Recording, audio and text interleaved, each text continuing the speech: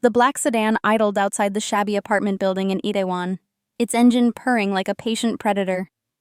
Inside the vehicle, two men in dark suits checked their watches, their silence heavy with purpose. And overhead, the city's neon glow struggled to penetrate the narrow alleyway where shadows held more truth than light. Tonight, another debt would be collected, but not in cash or blood, in something far more valuable to men who dealt in human currency. Vera Adeyemi sat on the edge of her mattress 3 floors above, staring at the red dress draped across her bed like a judgment.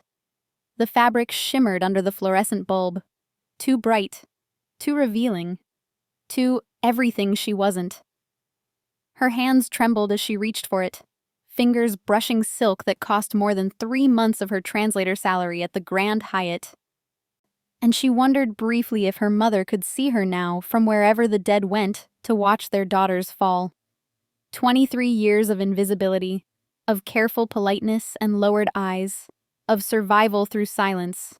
All of it ending tonight because her uncle couldn't stop feeding money to underground gambling dens in Gangnam. 500 million won. A debt so massive it had become a living thing in their cramped apartment, breathing down their necks, swallowing air until Vera woke, gasping every morning before dawn. And now her uncle had found a solution, or what he called one. One night, one man, one chance to erase everything. Put it on. Her uncle's voice sliced through the bedroom doorway, rough from whiskey and desperation. The car's waiting, and Jang Do-hyun doesn't forgive lateness. You understand what's expected. Don't you? Vera's throat closed. She understood perfectly. She was the payment, gift wrapped in borrowed crimson, sent to satisfy the appetite of Seoul's most feared crime lord. If he was pleased, the debt disappeared. If she failed, her mind refused to finish the thought. I said, put it on. His tone sharpened, and she flinched despite herself. Her fingers fumbled with the zipper 20 minutes later, as she stood in front of the mirror she shared with the cockroaches. The dress clung to every curve she'd spent years hiding beneath oversized blazers and hotel uniforms, strapless and shameless, cut to promise everything. She barely recognized the woman staring back. Dark skin glowing under harsh light, natural coils pulled into an elegant twist that hurt her scalp. Makeup applied by her uncle's girlfriend with hands that smelled like cigarettes and judgment. This isn't me. This isn't who I am. But the car was waiting, and her uncle's hand clamped around her elbow like a shackle, steering her down the stairwell that reeked of mildew and broken dreams. You do whatever he asks, he hissed as they reached the street. You smile, you obey, you make him satisfied. Tonight you save us both, or you don't bother coming back.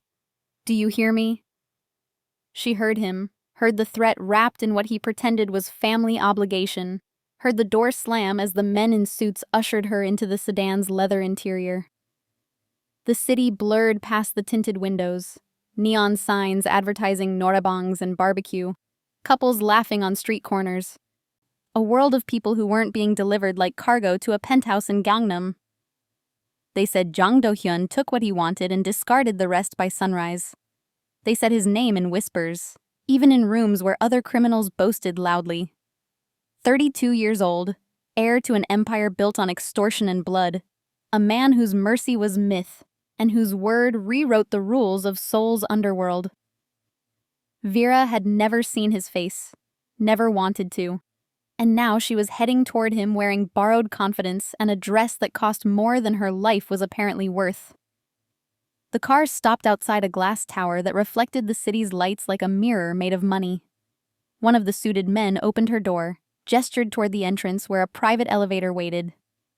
Its gold doors gleaming with a polish that made her acutely aware of the scuff marks on her heels. She stepped inside, alone except for the security camera in the corner, and watched the floors climb higher, 10, 20, 30, until the city below became a glittering map of places she'd never truly belonged. The elevator doors opened directly into the penthouse. Vera's breath caught. Floor-to-ceiling windows framed Seoul like a painting of wealth and distance.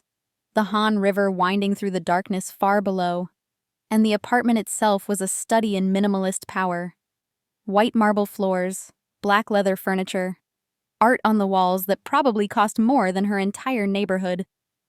Champagne sat chilling in a crystal bucket beside a sofa that looked like it had never known the weight of anyone ordinary. She stood frozen in the entrance, her pulse hammering loud enough that she was certain someone could hear it. The space was too open, too silent, too expensive, and she felt like a stain on its perfection. Where was he? Was she supposed to sit? Wait? Remove the dress now and spare him the effort? Her mother's voice whispered through her panic, a memory of hands braiding her hair in Lagos before the sickness took root. You are not what they make you. Remember who you are, Omobinrin mi. But Vera couldn't remember anymore. That girl felt like someone else's story. You're early. The voice came from behind her, low and calm, and Vera spun so fast her heel nearly betrayed her. He stood in the doorway to what must have been a study or bedroom, dressed in a black button-down shirt with sleeves rolled to his forearms. Dress pants tailored with the kind of precision that screamed custom-made. No tie, no jacket, no unnecessary adornment. He didn't need any. Jang Do-hyun. He was nothing like she'd imagined. Not old, not grotesque, not the scarred monster from her uncle's frightened descriptions. He was devastatingly, cruelly handsome. Sharp jawline, dark eyes that seemed to catalog every detail of her existence in a single sweep. Black hair styled with careless perfection. Tall, broad-shouldered, moving with the kind of ease that came from never doubting your dominance in any room you entered. Vera's mouth went dry. He didn't smile, didn't offer pleasantries, just studied her with the focus of a man appraising an object whose value he hadn't yet determined. His gaze traveled from her face to the dress to the trembling hands she couldn't quite control, and something shifted in his expression. Too quick to name, too subtle to trust. Sit. He gestured toward the sofa, already moving toward the champagne.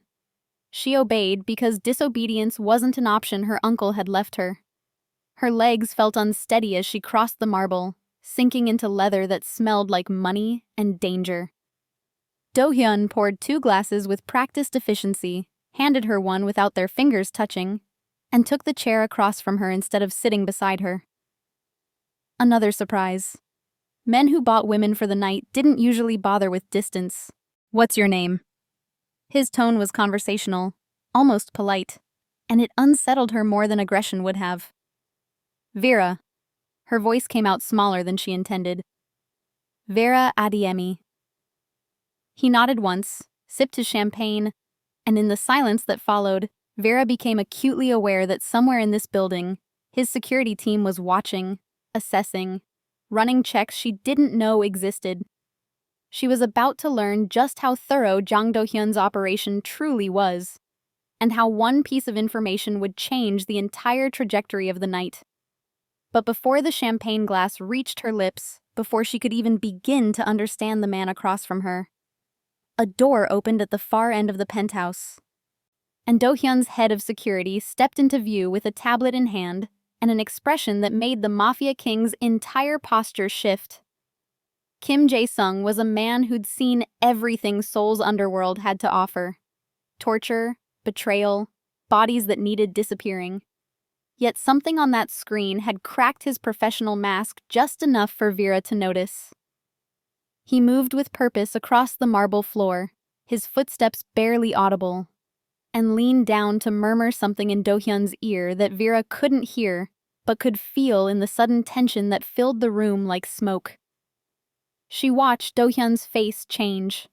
Not dramatically, not with the theatrical rage or disgust she'd braced herself for, but with something quieter and infinitely more dangerous. His jaw tightened almost imperceptibly, his dark eyes sharpening as they fixed on her with new intensity. And for a moment she felt like a specimen under glass, something fragile and rare and utterly exposed. "Leave us," Do-hyun said without looking away from her, his voice low and final. Jae-sung hesitated, barely a fraction of a second, but Vera caught it, then nodded and retreated through the door he'd entered from. The click of it closing echoed through the too quiet penthouse, sealing them in together, and Vera's pulse spiked so hard she could feel it in her throat. The silence that followed felt thick enough to choke on, pressing against her eardrums, filling her lungs with something heavier than air. Do-hyun set his champagne glass down on the marble table between them with careful precision, the sound of crystal meeting stone somehow louder than it should have been. Then he leaned back in his chair, fingers steepled beneath his chin, studying her the way a jeweler might study a diamond under light, searching for flaws, assessing value, deciding whether the stone was worth keeping or discarding. "How old are you, Vera?" His tone was conversational, almost polite, which made it more unsettling than aggression would have been. 23. "And you work at the Grand Hyatt?" "Yes." Her voice came out steadier than she felt, which was a small miracle. "I'm a translator. Front desk, mostly. Sometimes conferences when they need extra staff. 4 languages, according to your employment records." He said it like he was reading from a file she couldn't see, which he probably was. English, French, Korean, Yoruba. Impressive for someone your age. She didn't know if he expected a response, so she said nothing. Her hands gripped the champagne flute so tightly her knuckles ached, the condensation on the glass making her palms slick and cold. "Your mother was Nigerian," Do-hyun continued, his gaze never leaving hers. "Your father Korean. Both deceased. You've been living with your maternal uncle. His name is Chidi Adeyemi, since your mother's death 3 years ago." He paused, letting each fact land like a stone dropping into still water. "Is that correct?" Vera's throat tightened. The clinical recitation of her life, reduced to bullet points and background check data, made her feel smaller than she already did in this enormous penthouse, with this terrifying man who seemed to know more about her existence than she was comfortable with. "Yes," she whispered. "Your uncle," Do-hyun said, and now there was an edge to his voice. Something sharp enough to draw blood if she got too close. "Owes my organization 500 million won. Underground gambling debts accumulated over the past 18 months. He's been warned 3 times. Extensions were granted twice out of professional courtesy. This week, his grace period expired." His eyes held hers, unblinking. "Do you know what happens when people fail to pay their debts to me, Vera?" She knew. Everyone in Seoul knew, even people like her who stayed far away from the city's criminal underbelly. Stories circulated in whispers, fingers broken one at a time, businesses burned to ash, families who disappeared overnight without explanation. Jang Do-hyun didn't need to make examples often because the few he'd made were legendary enough to keep most people in line. "I know," she said quietly. "Good. So you understand the severity of your uncle's situation." Do-hyun's tone remained conversational, like they were discussing weather patterns instead of life-altering debt and violence. "He offered you as payment, 1 night with me. If I'm satisfied, the debt disappears. If I'm not..." He let the sentence hang unfinished, its implications clear enough to make her stomach twist into knots. "Yes," Vera said, because there was no point in denying what they both knew was true. "And you agreed to this arrangement." It wasn't a question, but she answered anyway. "I didn't have a choice." "Everyone has a choice, Vera." Do-hyun's expression didn't change, but something flickered in his eyes. Curiosity, maybe, or calculation. "You made yours. The question I'm interested in is why." She stared at him, confused and off balance. "You just said, my uncle's debt." "That's his debt," Do-hyun interrupted, his voice cutting through her stammering with surgical precision. "Not yours. You're 23 years old. Educated. Employed at one of Seoul's most prestigious hotels. You speak 4 languages fluently. You have marketable skills and a work visa." He leaned forward slightly, elbows resting on his knees, closing the physical distance between them without actually touching her. You could disappear tomorrow. Start over in Busan or Jeju or anywhere he'd never think to look for you. Leave him to face the consequences of his own choices, his own addiction, his own failures. His head tilted slightly, like a predator considering its prey from a new angle. But you didn't. You put on a dress you clearly hate, climbed into a car with my men, and came here to let a stranger use your body to settle someone else's gambling problem. So I'll ask you one more time, and I want the real answer. Why? Vera's chest felt tight, her breathing shallow and quick. No one had ever framed it like that before, like she was complicit, like she'd actively chosen this nightmare instead of having it thrust upon her by circumstances beyond her control. But hadn't she? Hadn't she known somewhere deep in the practical part of her mind that calculated survival odds, that she could have run? That she could have packed a bag in the middle of the night and vanished into one of Seoul's millions of anonymous faces, let her uncle drown in the consequences he'd created for himself through years of reckless gambling? He's family, she said finally, the words tasting like ash and obligation in her mouth. Soy. He took me in when my mother died. I had nowhere else to go, no other relatives in Korea. I owed him. You owe him nothing. Do-hyun's voice cut through her explanation like a blade through silk, sharp and final. Taking in your dead sister's child isn't charity when you use her as unpaid labor and sell her to cover your debts. That's exploitation, Vera. Not family, not love. Exploitation. The truth of it hit her like a physical blow, knocking the air from her lungs and leaving her gasping. She'd known it, of course, had felt it in every cruel word her uncle threw at her, every impossible demand, every moment she'd made herself smaller and quieter and more invisible just to survive another day in that cramped apartment that smelled like stale cigarettes and broken promises. But hearing it said aloud, stated with such cold certainty by a man who had absolutely no reason to care about her pain or her history, made something crack open inside her chest. Then why am I here? Her voice broke on the question, all her careful composure shattering like glass.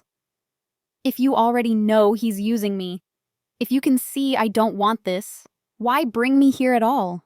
Why not just… She didn't know how to finish. Kill him? Take the debt out of his flesh? Whatever monsters like Jang Do-hyun did to people who couldn't pay? Do-hyun stood in one fluid motion, moving to the floor-to-ceiling windows where Seoul glittered below like a carpet of fallen stars. His silhouette was framed against the city lights, broad shoulders blocking out sections of the skyline. And when he finally spoke, his voice was quieter than before. Because I wanted to see for myself what kind of man sends his own niece to a stranger's bed and calls it family obligation.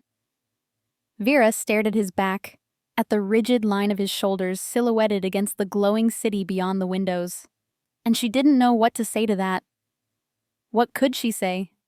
That her uncle wasn't a bad man, just desperate? That family meant sacrifice? The words felt hollow even in her own mind, worn thin by years of using them to justify why she stayed, why she endured, why she let herself become currency in someone else's transaction. 20 minutes earlier, in a room 2 floors below the penthouse, Kim Jae-sung had been doing what he always did when strangers entered his boss's private space, running background checks with the efficiency of a man who'd learned long ago that overlooked details got people killed. His fingers moved across the tablet screen, pulling up employment records, bank statements, immigration documents, anything that might reveal who Vera Adeyemi really was beneath the borrowed red dress and terrified eyes. The Grand Hyatt flagged first. 4 years of employment, clean record, no disciplinary notes. Translator, front desk, event support. Decent salary for someone her age, though not enough to cover the kind of debt her uncle had accumulated. Jae-sung's eyes scanned further, looking for the usual red flags, criminal history, association with rival organizations, anything that suggested she might be more than she appeared. Then the medical records appeared on screen, pulled from the hotel's mandatory annual health screening database that Jae-sung had access to through channels he'd never discuss in polite company. Standard results, nothing unusual, until his eyes caught a note from the examining physician, a small notation in the comments section that most people would overlook. Patient reports no history of sexual activity, confirmed via examination. Jae-sung went still, his finger hovering over the screen. He read it twice to make sure he understood correctly, then checked the date. 3 months ago. Recent enough to matter, detailed enough to be medically verified, significant enough to change everything about the situation unfolding 2 floors above him. He'd worked for Jang Do-hyun for 8 years, long enough to know his boss's patterns and preferences, long enough to understand that this detail, this specific, unexpected detail, would matter to him in ways that had nothing to do with satisfaction or desire. Do-hyun had rules, invisible lines he wouldn't cross even when crossing them would be easier. And sending home a terrified woman who'd been coerced into his bed by family debt was one thing. But this was different. Jae-sung grabbed the tablet and moved quickly through the security corridors that connected the monitoring room to the penthouse, his mind already calculating how to deliver this information discreetly. When he entered the main living space, he saw his boss pouring champagne for the girl, woman, he corrected himself, who sat on the leather sofa looking like she might shatter if someone spoke too loudly. He crossed the marble floor in silence, his footsteps practiced and quiet, and leaned down to murmur in Do-hyun's ear. "Boss, the background check flagged something. Medical records from her hotel screening 3 months ago. She's never been with anyone. It's documented." He felt Do-hyun's entire body go rigid, saw the champagne bottle freeze mid-pour for just a second before his boss completed the motion with perfect control. Then Do-hyun's head turned slightly, just enough for Jae-sung to see the question in his eyes, the demand for confirmation. Jae-sung gave a single, subtle nod. "Verified, documented, undeniable. Leave us," Do-hyun said, his voice low and steady. And Jae-sung obeyed without hesitation, retreating back through the door and sealing it shut behind him. In the penthouse, the atmosphere had shifted in ways Vera couldn't quite identify but could definitely feel. Do-hyun had gone completely still after his security chief whispered something in his ear, his dark eyes fixed on her with an intensity that made her skin prickle and her pulse jump. She'd expected anger, maybe disgust if he'd learned something about her that displeased him, but what she saw in his expression was something else entirely. Something that looked almost like recognition, or perhaps calculation. He set the champagne bottle down with careful precision, as if sudden movements might spook her, and then he just stared at her for what felt like hours, but was probably only seconds. Vera felt exposed under that gaze, like he could see through the dress and the makeup and the careful mask she'd constructed, straight down to the frightened girl who didn't want to be here and didn't know how to leave. "How old are you, Vera?" he asked, and she realized he'd asked this before, was asking again like the answer might have changed. 23, she repeated, her voice smaller than she intended. Do-hyun nodded slowly, like this confirmed something he'd been considering. Then he dismissed his security chief with a single word, "Leave us," and the man vanished through a side door, leaving them completely alone in the vast penthouse that suddenly felt too small, too intimate, too dangerous. The silence stretched between them like a wire pulled taut, vibrating with unspoken tension. Vera's hands trembled in her lap, champagne glass forgotten. And she tried desperately to read his expression, to figure out what he wanted so she could give it to him and escape this nightmare with her uncle's debt erased. But Do-hyun's face was unreadable, carved from stone and shadow and ruthless control. She made a decision. If he wasn't going to initiate, if he was waiting for her to make the first move, then she'd give him what her uncle had promised, what he'd paid for with her body and her dignity.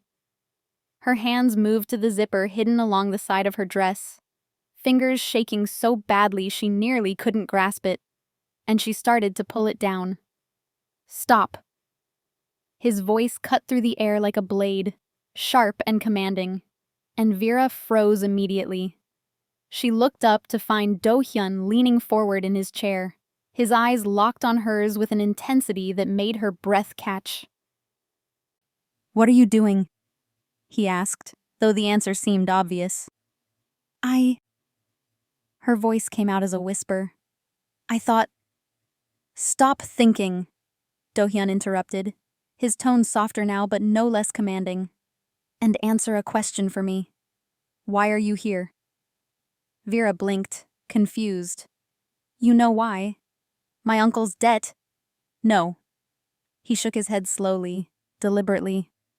"I know why he sent you. I'm asking why you came. Why you agreed. Why a 23-year-old woman with a good job and her whole life ahead of her would put on a dress that makes her uncomfortable and walk into a stranger's home to pay someone else's debts with her body." He paused, letting the weight of the question settle. "So I'll ask again. Why are you here, Vera?" Something about the way he asked it, not cruel or mocking, but genuinely curious, like her answer actually mattered, made the careful walls she'd built start to crack. "Because he's family," she said, the automatic response falling from her lips before she could stop it. "He took me in when my mother died. I owe him—" "You owe him nothing," Do-hyun said, cutting her off with quiet certainty. "But that's not what I asked. I asked why you came. Not why you felt you should. Not why he told you to. Why you, Vera Adeyemi, made the choice to be here tonight." The question broke something inside her. Some dam she'd been holding in place through sheer force of will. And suddenly she was talking, really talking, for the first time in longer than she could remember. The words poured out like water through cracked glass, messy and uncontrolled and painfully honest. "Because I was tired," she said, her voice shaking with years of suppressed exhaustion. "Because I didn't know how else to make it stop. The debt, the pressure, the constant reminder that I'm a burden he never wanted but took in anyway out of obligation." She wiped at her eyes, angry at herself for crying, for showing weakness to this dangerous man who probably saw tears as manipulation. "My mother was sick for 3 years before she died. Cancer. I worked 2 jobs, translating during the day, cleaning offices at night, just to afford treatments that didn't work and medications we couldn't really pay for. I slept maybe 4 hours a night if I was lucky. I ate whatever she couldn't finish because feeding both of us properly wasn't possible." Do-hyun listened without interrupting, his expression unreadable, but his attention absolute. "When she finally died," Vera continued, the words coming faster now, "I thought maybe I could rest. Maybe I could just exist for a while without constantly fighting to survive. But then my uncle took me in, and I realized I'd just traded one prison for another. He didn't want a niece. He wanted free labor. Someone to cook and clean and translate his business documents without pay while he gambled away whatever money came in." She laughed, but it came out bitter and broken.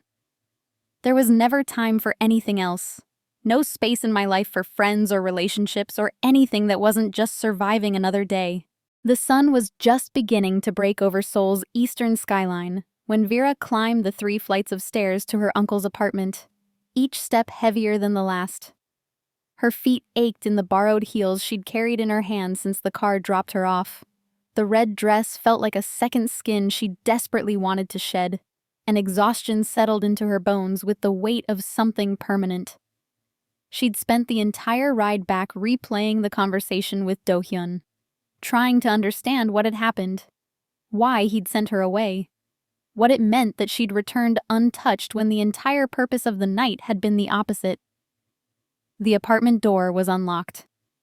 She pushed it open to find every light blazing, and her uncle sitting at the kitchen table with an empty soju bottle in front of him and murder in his bloodshot eyes. He'd been waiting for her, she realized with a sick twist in her stomach. Waiting to hear how she'd saved them both, how his gamble on her body had finally paid off, how the debt that had been strangling them for months was finally, mercifully gone. "You're back." His voice was flat, carefully controlled in a way that made the hair on the back of her neck stand up. Early. Vera set her shoes down by the door, her hands shaking so badly she nearly dropped them. He sent me home. The silence that followed lasted maybe 3 seconds, but it felt like drowning. Then her uncle was on his feet, the chair scraping against the floor with a shriek that probably woke the neighbors, and his face twisted into something ugly and dangerous. "What do you mean he sent you home?" Vera's voice came out small and broken. "He didn't want... We didn't... Don't tell me nothing happened." Her uncle crossed the cramped kitchen in 2 strides, his body filling the narrow space between the refrigerator and the sink where Vera had instinctively backed up. "Don't you dare stand there in that dress I paid for and tell me you came back empty-handed." "I'm sorry," Vera whispered, though she didn't know what she was apologizing for. For existing? For not being what Do-hyun wanted? For failing at the one thing her uncle had deemed her useful for? Her uncle's hand connected with her face before the apology fully left her mouth. The slap echoed through the apartment, sharp and vicious, and Vera's head snapped to the side from the force of it. She tasted blood where her teeth had cut the inside of her cheek, felt the hot sting spreading across her cheekbone where his palm had made contact. And for a moment she couldn't breathe past the shock and the pain that felt more emotional than physical. "Useless!" he roared, his face inches from hers, soju-sour breath making her eyes water. "One job, one simple job I gave you. All you had to do was please him, make him happy, do whatever he asked without question or complaint."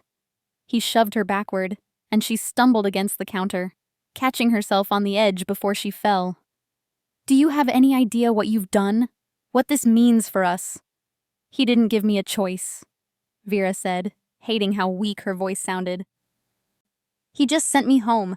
He said... I don't care what he said."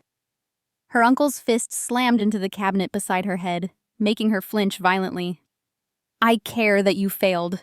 I care that our one chance at clearing this debt just walked out the door because you were too proud or too stupid or too whatever the hell is wrong with you to do what needed to be done." Vera wanted to scream at him, wanted to tell him what Do-hyun had said, that she owed him nothing, that taking in his dead sister's child wasn't charity when he used her like unpaid labor, that exploitation wasn't love no matter how he framed it. But the words stuck in her throat, choked by years of conditioning and fear, and the knowledge that fighting back would only make things worse. "I'm sorry," she said again. The automatic apology falling from her lips like a prayer she'd memorized but stopped believing in. Her uncle stared at her with pure contempt, his chest heaving with rage he could barely contain. "Sorry doesn't pay debts, Vera. Sorry doesn't keep Jang Do-hyun's men from showing up here to collect what I owe. Sorry doesn't fix the mess you made." He grabbed the empty soju bottle from the table and hurled it against the wall where it shattered into 1,000 glittering pieces, glass raining down onto the floor like sharp tears. Then he pointed at her bedroom door, his hand shaking with fury. "Get out of my sight, and pray to whatever God you still believe in that I can fix what you broke."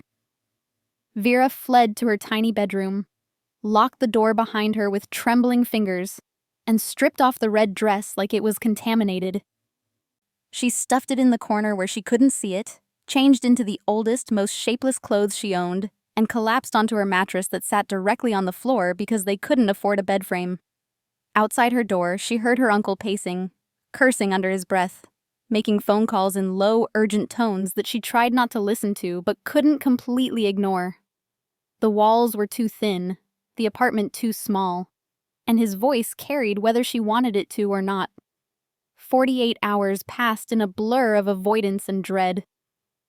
Vera went to work at the hotel, smiled at guests, translated conference materials, pretended everything was normal while the bruise on her cheek darkened from red to purple to a sickly yellow-green that makeup couldn't quite hide.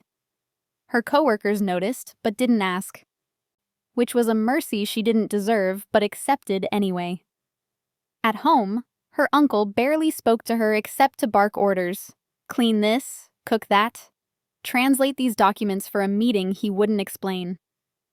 She obeyed like a ghost moving through her own life, numb and dissociated and waiting for whatever came next because she knew with bone-deep certainty that something would come next. Men like her uncle didn't accept defeat. They doubled down, found new angles, made deals with darker devils. On the second night, Vera woke to the sound of her uncle's voice in the living room, speaking Korean in the rapid-fire tone he used when he was negotiating something he shouldn't be. She pressed her ear against the thin bedroom door and listened, her heart pounding so hard she was afraid it would give her away. 300 million won, her uncle was saying, his voice eager and desperate. That's what you said, right? For the girl. Untouched. You said that matters to your clients. Silence on the other end of what must have been a phone call. Then her uncle laughed, sharp and humorless. Yes, I'm certain. Medical records to prove it if you need them. 23 years old, speaks multiple languages, educated. Your buyers will pay premium for someone like her. Vera's blood turned to ice. She knew that tone, knew what he was doing even before the next words confirmed it. Tomorrow evening works, her uncle continued. 7 o'clock. You bring the money, I'll have her ready. No problems this time. I'll make sure she understands what's expected. A pause, then quieter, almost sheepish. Parksy, you understand this clears 200 million from my debt with you, correct? The rest I'll pay monthly as we agreed. Park Sung-min. The name meant nothing to Vera, but the context told her everything she needed to know. Another crime boss, another debt, another transaction where she was the merchandise being sold. Except this time her uncle wasn't sending her to someone like Jang Do-hyun, who had rules and lines he wouldn't cross. This time he was selling her to someone who operated trafficking rings, who dealt in untouched goods and premium buyers, who wouldn't send her home at dawn when she started crying. She pulled back from the door, her whole body shaking, and looked around her tiny bedroom like she was seeing it for the first time. This was it. This was the moment Do-hyun had predicted when he told her to watch carefully what her uncle did next, because it would tell her everything she needed to know about who he really was. Vera considered running. She had maybe 40,000 won hidden in a book on her shelf, enough for a bus ticket to Busan, or maybe Daegu if she was careful. But her passport was locked in her uncle's desk drawer, and without it she couldn't leave Korea legally. She could try to hide in Seoul. But where? The city was enormous, but she had no friends, no connections, nowhere to go that her uncle and his criminal associates couldn't eventually track her down. By the time the sun rose on the third day since her night with Do-hyun, Vera had accepted that there was no escape. Her uncle hammered on her bedroom door at 5 p.m, told her to shower and dress in the black cocktail dress hanging on the bathroom door, another borrowed outfit, another costume for another performance she didn't want to give. Park's men will be here at 7, her uncle said through the door, his tone businesslike now. The rage from 2 days ago burned down to cold pragmatism. You will not screw this up the way you did before. You will smile. You will obey. You will do whatever they ask without question. Do you understand me? Vera didn't answer. She sat on her mattress in the clothes she'd slept in, staring at the wall, her mind a blank white space where panic should have been. At 6:45, her uncle dragged her out of the bedroom by her arm, shoved the black dress at her, and told her she had 10 minutes or he'd dress her himself. She changed mechanically, fingers numb, mind floating somewhere outside her body. When she emerged from the bathroom, her uncle nodded with grim satisfaction. Better, he said. Now sit down and don't speak unless spoken to. The doorbell rang at 6:53, 7 minutes early, and her uncle's expression shifted from satisfaction to confusion. They're early? He moved toward the door, smoothing his shirt like he was preparing to meet someone important. Eager, I suppose. Good for us. He opened the door. Jang Do-hyun stood in the hallway with 6 armed men flanking him like shadows made flesh. And the temperature in the apartment dropped 10 degrees in the span of a heartbeat. Jang Do-hyun stood in the hallway with 6 armed men flanking him like shadows made flesh. And the temperature in the apartment dropped 10 degrees in the span of a heartbeat.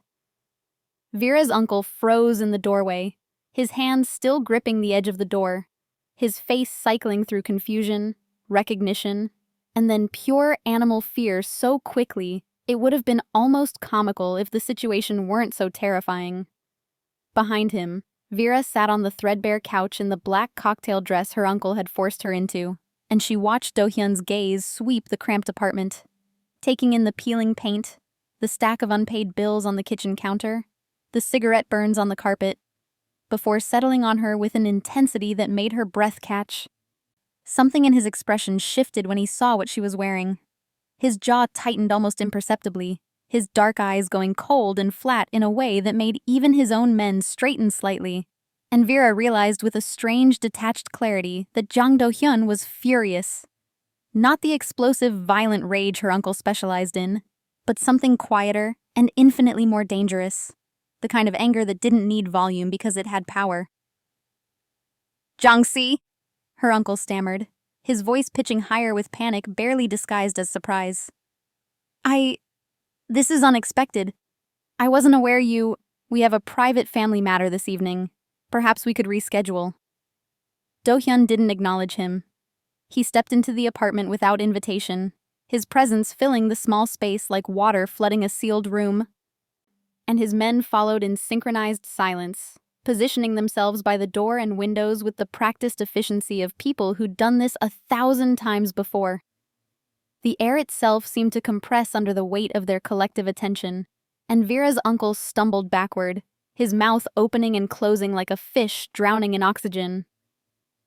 Do-hyun crossed the space between the door and the couch where Vera sat frozen, his movements unhurried but purposeful, and crouched down so they were eye level.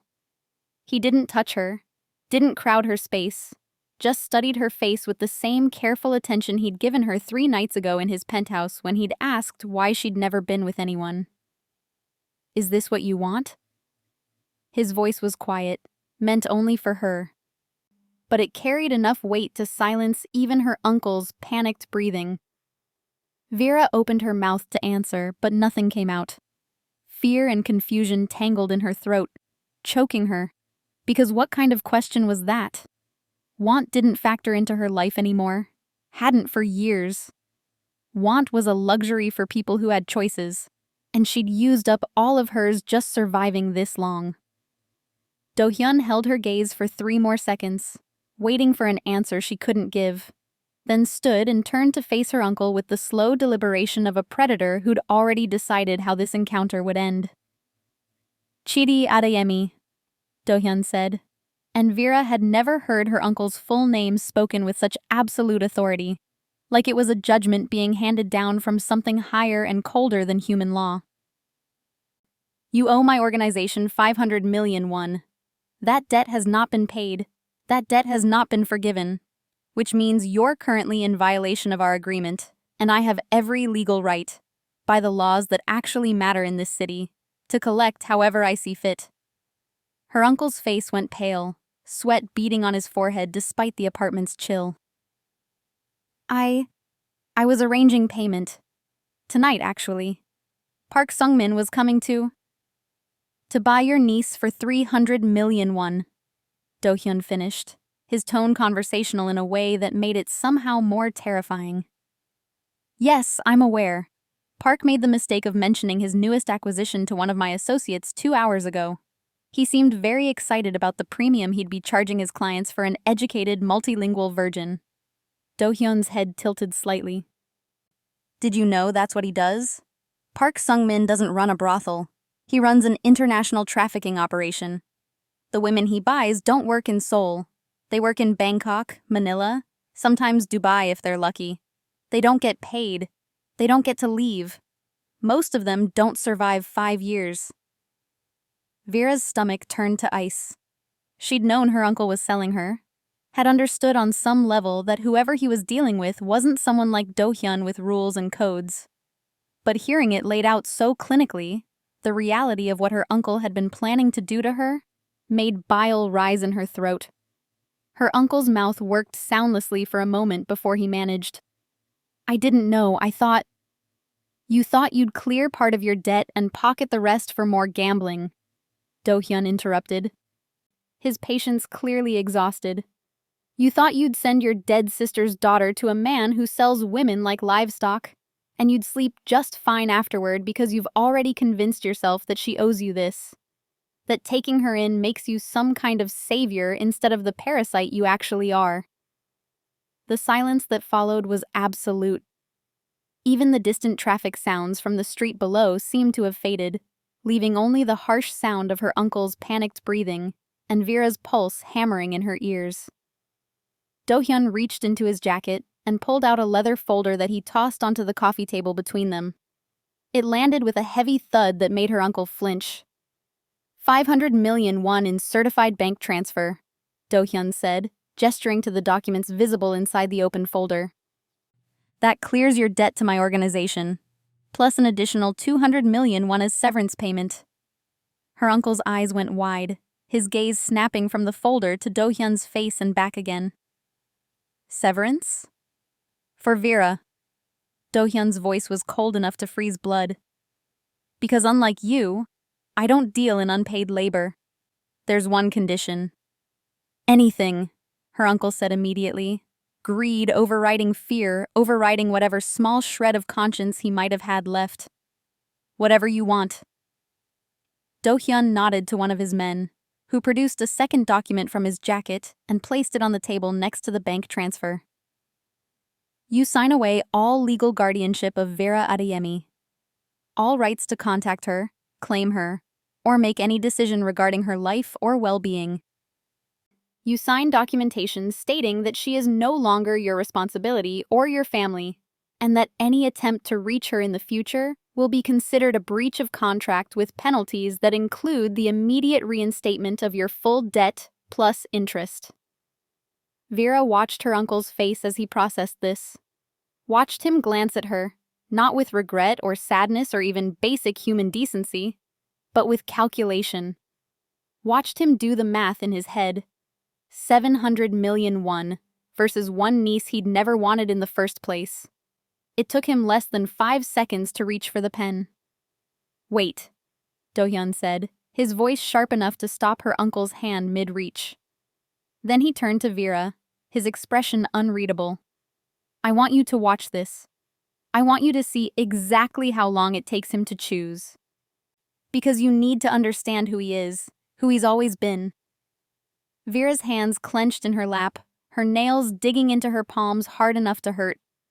She wanted to look away, wanted to close her eyes and pretend this wasn't happening, that the man who'd raised her for 3 years wasn't about to sell her legal existence for money he'd gamble away within a month. But Do-hyun was right. She needed to see this, needed to witness the exact moment her uncle's greed outweighed any pretense of family loyalty. "Sign," Do-hyun said quietly. Her uncle's hand didn't shake with regret or hesitation. It shook with excitement, with relief, as he scrawled his signature across every line Do-hyun's associate indicated. The whole process took less than 2 minutes. 2 minutes to erase 3 years of shared meals and shared space. 2 minutes to confirm what Vera had known in her bones but never let herself fully believe. She had always been expendable.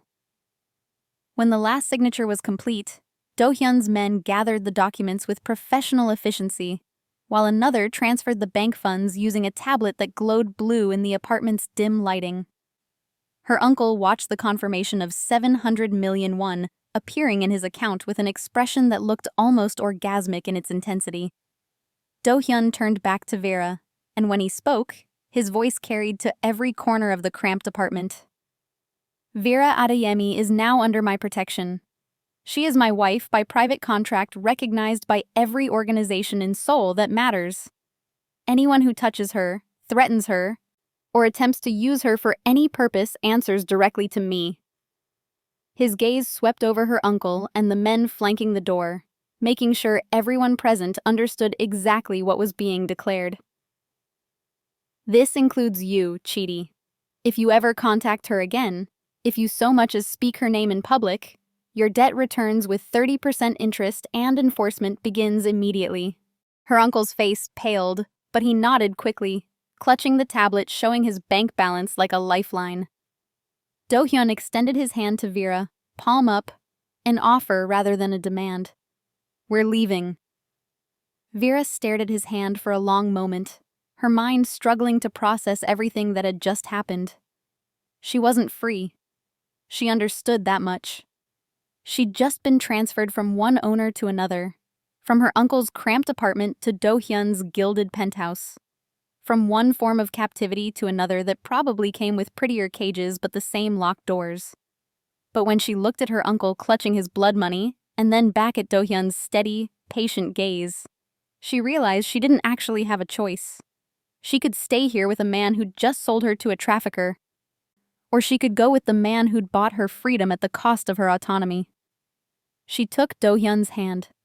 Not because she trusted him, not because she believed this was rescue instead of a different kind of imprisonment, but because survival sometimes meant choosing the cage you might actually survive. His fingers closed around hers, warm, steady, surprisingly gentle, and he helped her to her feet. They left without another word. The drive to Gangnam took 20 minutes through Seoul's late evening traffic, and Vera spent every second of it staring out the tinted window at a city that suddenly felt foreign. She'd lived here for years, walked these streets, translated conversations in luxury hotels for tourists who'd never see the cramped apartments and underground gambling dens that made up the city's other half. But now, sitting in the back of a car that probably cost more than her entire life's earnings, everything looked different, distant, untouchable, like watching her own existence through glass she couldn't break. Do-hyun sat beside her in silence, his presence filling the leather-scented space without crowding her, and she was grateful he didn't try to make conversation or explain what happened next. She didn't have the energy for reassurances that would probably be lies anyway, and something about his quiet acceptance of her shell-shocked silence felt more honest than comfort would have been. The car turned off the main road onto a private drive flanked by walls that looked less like property boundaries and more like fortifications.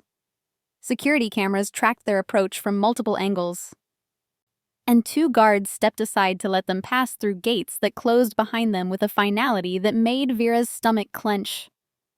The estate beyond was enormous, manicured gardens lit by subtle ground lighting, a main house that looked more like a modern museum than somewhere people actually lived, and several smaller buildings she couldn't identify in the darkness. They pulled up to the main entrance where a woman in her early 40s waited on the steps, her posture perfect, her expression professionally neutral. She bowed slightly as Do-hyun exited the car, then deeper when he gestured for Vera to follow. "This is Min Seo," Do-hyun said, his tone businesslike now, the dangerous edge from her uncle's apartment smoothed away. "She'll show you to your quarters and explain the household arrangements. If you need anything, ask her." Vera nodded because words felt impossible, and Do-hyun disappeared into the house without looking back, leaving her standing on the steps with a stranger who studied her with the practiced assessment of someone trained to notice everything and reveal nothing.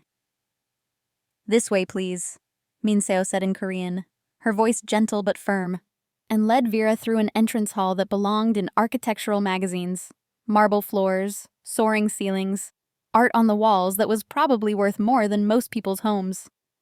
They climbed a curved staircase to the second floor, walked down a corridor lined with doors that were all closed, and stopped at the end where Min Seo opened a set of double doors onto a suite that made Vera forget how to breathe. The bedroom alone was larger than her uncle's entire apartment.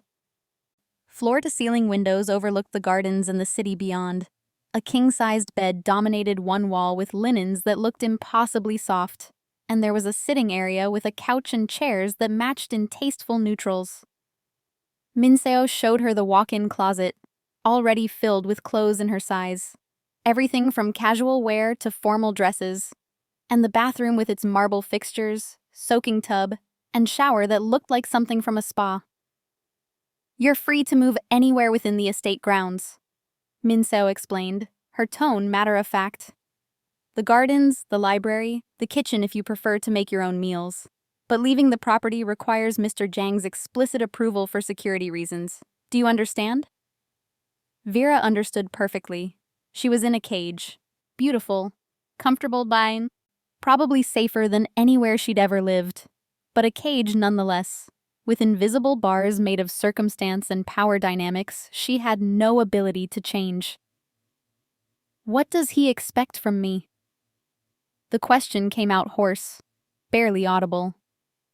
Min-seo's expression softened slightly. The boss will discuss terms when he's ready. For now, he asked that you rest, eat, and adjust to your new circumstances. She moved to the door, pausing at the threshold. "I'll have dinner sent up. Is there anything you need immediately?" Vera shook her head, and Min-seo left with the quiet efficiency of someone who'd perfected the art of invisible service. Alone, Vera explored the space like she was walking through a dream, or maybe a nightmare disguised as luxury. She opened drawers to find them stocked with undergarments and sleepwear in her size. Checked the bathroom cabinets and found skincare products, toiletries, everything she might need already anticipated and provided. Even the closet held shoes that would probably fit perfectly because someone, Do-hyun or his efficient staff, had thought of everything. It should have felt like care. Instead, it felt like being a doll someone had dressed and positioned in a carefully designed dollhouse, beautiful and useless and completely controlled. Min-seo returned with a tray of food that smelled better than anything Vera had eaten in months. Korean dishes and some Nigerian fusion that suggested they'd researched her background thoroughly. She set it on the small table by the window, ran a bath without being asked, and left again with a reminder that Vera could call her any time using the phone on the bedside table. Vera forced herself to eat a few bites because not eating felt like giving up, and she wasn't ready to surrender completely yet, even if she didn't know what she was fighting for. The bath helped marginally, the hot water easing muscles she hadn't realized were locked tight with tension, and she changed into the silk pajamas someone had left folded on the bed. Night had fallen completely by the time she returned to the bedroom, Seoul's lights spreading out below like a map of somewhere she used to belong. She stood at the window staring at the city, and that's when everything she'd been holding back finally crashed through the walls she'd built. She'd lost everything. Her mother, years ago, but the grief felt fresh tonight. Her uncle, not a loss she mourned, but a severing of the only connection to family she had left, toxic as it was. Her job, her apartment, her passport that was probably still locked in her uncle's desk, her entire identity reduced to whatever Jang Do-hyun decided she could be. The sobs came from somewhere deep and animal, tearing out of her chest with force that doubled her over. She sank to the floor by the window, arms wrapped around her knees, and cried like she hadn't let herself cry since the night her mother died, for everything she'd lost, everything she'd never had, everything she'd survive but never be free of. She didn't hear the knock, didn't hear the door open or the footsteps approaching, only became aware of Do-hyun's presence when he sat down on the floor across from her. Not close enough to touch, just close enough for her to see him through her tears, and waited. He didn't speak, didn't try to comfort or explain or justify, just sat there in expensive clothes on the bedroom floor of his mansion and let her break without trying to fix it. When the sobs finally subsided into hiccuping breaths, when she could see clearly enough to meet his gaze, he spoke quietly. "You think I bought you. I didn't. I removed you from people who were selling you. There's a difference." "Is there?"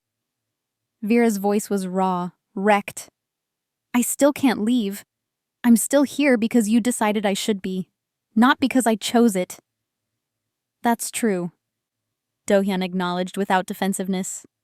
"You're here because I made that choice. Just like I chose to send you home untouched 3 nights ago. Just like I chose to intervene before Park Sung-min could take you somewhere you'd never come back from." He leaned forward slightly, his dark eyes holding hers with uncomfortable intensity. I'm not your savior, Vera. I'm a criminal who operates by rules you don't understand for reasons you probably don't agree with. But I am not the man who sold you. And I am not the man who would have destroyed you. So yes, there's a difference. Then let me leave, Vera challenged, her voice strengthening with anger that felt better than despair. If you're not keeping me prisoner, let me walk out right now. Leave to where? Do-hyun's response was immediate, cutting. With what money? With what documents? Your passport is with your uncle, who'd sell you again the moment you appeared on his doorstep asking for it. You have no savings because you spent years paying for your mother's medical bills and your uncle's convenience. You have no family in Korea except the man who just signed you away for 700 million won. He paused, letting each truth land like a stone. I'm not keeping you prisoner, Vera. Circumstance is. I'm just the one offering you protection while you figure out what comes next. The words hit harder because they were true. Every single piece of logic he laid out was undeniable, infuriating, and accurate. She had nowhere to go, no resources to get there, no safety net that wasn't controlled by men who saw her as leverage or commodity. So what am I supposed to do? The question came out broken. Just exist here? In this beautiful cage you've built? Grateful you didn't let someone worse take me? For now? Do-hyun stood in one fluid motion, looking down at her with an expression she couldn't quite read. Yes, you exist here. You rest. You eat. You let yourself process everything that's happened without worrying someone's going to sell you to cover their debts. He moved toward the door, then paused at the threshold. And when you're ready, when you've had time to remember that you're more than what people made you believe you were worth, we'll discuss what happens next. What you want. What I can offer. What kind of arrangement we can build that doesn't involve you being anyone's property.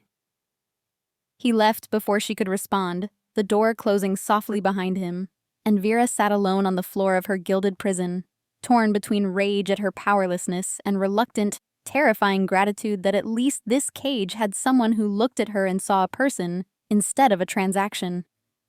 She pulled herself to her feet, moved to the window one more time, and stared out at Seoul's glittering skyline. Somewhere down there, her uncle was probably celebrating his windfall. Somewhere else, Park Sung-min's clients were looking for women to destroy. And here, in a fortress disguised as a mansion, Vera Adeyemi was alive, safe, and more trapped than she'd ever been. But for the first time in years, someone had asked what she wanted. She didn't know the answer yet, didn't know if she'd ever be free or just move between different forms of captivity for the rest of her life. But standing there in the darkness with Seoul's lights reflecting in the glass, she made herself a promise. Whatever happened next, whatever arrangement she eventually made with the dangerous man who'd claimed her as his wife, she would never again forget that she was more than what people tried to reduce her to. The night held no answers. But for the first time in longer than she could remember, Vera thought she might survive long enough to find some. Thank you for watching this story to the end. If you enjoyed this story, you will surely love the next one. It's as crazier and more intriguing as you can ever imagine. So do check it out.